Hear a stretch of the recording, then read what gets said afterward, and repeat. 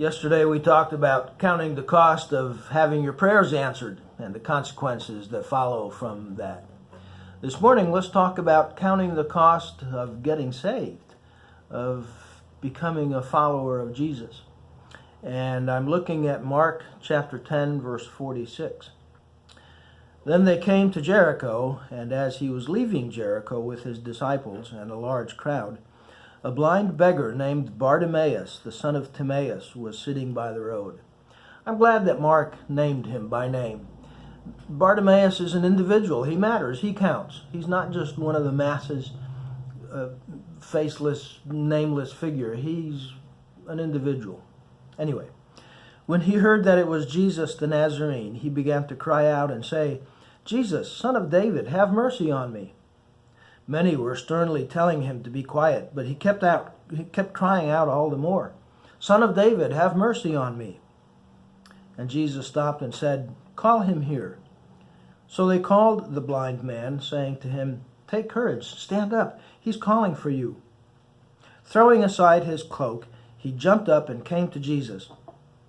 And answering him, Jesus said, "What do you want me to do for you?" Another kind of a silly question. Bartimaeus is blind. Of course he wants to have his sight back. That should be obvious.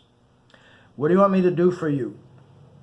And the blind man said to him, "Rabbi, I want to regain my sight." And Jesus said to him, "Go, your faith has made you well." Immediately he regained his sight and began following him on the road. And you may have in your margin a little note that tells you that where it reads, "Your faith has made you well," literally that says, "Your faith has saved you." Now, I'm not sure if we're talking about spiritual salvation, eternal salvation, or if Jesus is talking about salvation in the sense of being made whole, getting your eyes back again. I'm not sure we need to get into that debate, but it does spark my thinking that even when it comes to salvation, we need to count the cost of following Jesus. If I decide to follow Jesus, I'm going to have to give up following me, or following the desires of my flesh, or following the temptations of the devil, or following what the crowd and the popular opinion of the day is. Following Jesus is going to demand from me total commitment.